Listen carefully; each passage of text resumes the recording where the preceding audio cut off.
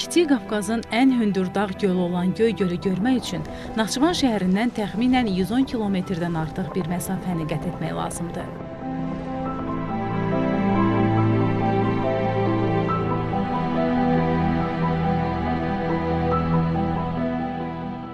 Bist, Nürgük kəndləri ətrafında yerləşən gölə gedən yollar hərəkət üçün əlverişli deyil.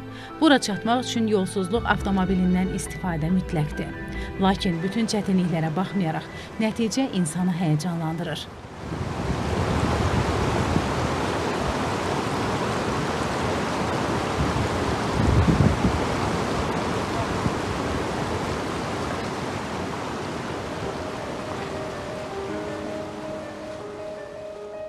Başı dumanlı dağlar, ecazkar təbiət mənzərəsi.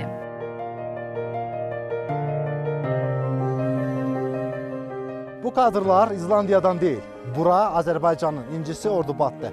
Kiçik Qafqaz dağları ilə əhatələnən Ordubadın gizli cənnəti Göygöldəyik. Göl öz əsrarəngiz gözəlliyi ilə insanı heyran edir. Bəlkə də Ordubad bir üzü olsaydı, Göygöl onun qaşı olardı.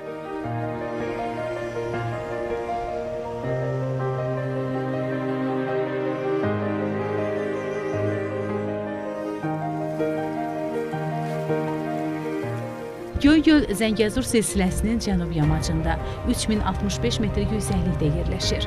Dərinliyi 6,5 metr olan göldə heç bir canlı yaşamır. Qış aylarında tamamilə donur.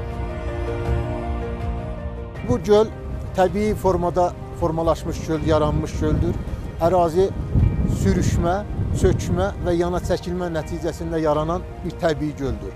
Bu gölün əsas qida mənbəyi yeraltı suları və kənarlarında görülən buzlaqlar və qar sularıdır. Bu ərazi Saqqar suyun başlanğıcıdır.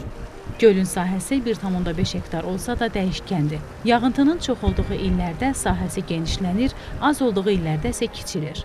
Ətrafında nadir bitki növlərinə də rast gəlmək mümkündür. Saf və səmanın maviliyini əks etdirən suyu, ətrafındakı sıldırım qayaları isə mistik bir gözəllik bəxş edir.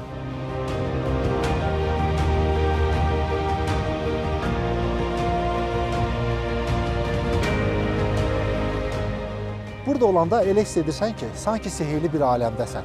Gölün bir tərəfində qar olduğu halda, digər tərəfində rəngarəng çiçəklər açır. Havanın temperaturu da dəyişikdir burada. Belə ki, hazırda Aranda havanın temperaturu 35-36 dərəcə istilik təşkil etdiyi halda burada hava olduqca sərindir. Yəni, qısacası 4 fəsli bir gündə yaşamaq mümkündür Göygöldə.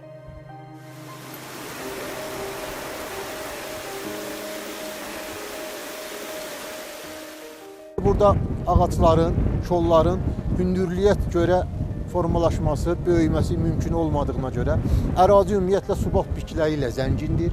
Bu zənginlik də öz özlüyündə heyvanat aləmini çəkir, buralara gətirir.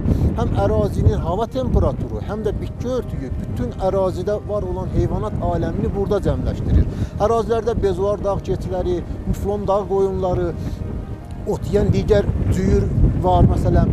Ot yeyən heyvanlar da öz özlüyündə ət yeyən heyvanları, vəhşi heyvanları çəkir, bura ərazilərə gətirir.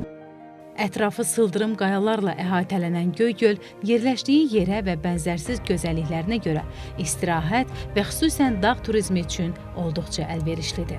İlham Vəliyev, Ağəli Rəhimov, İlqar Məhərrəmov, NTV Xəbər.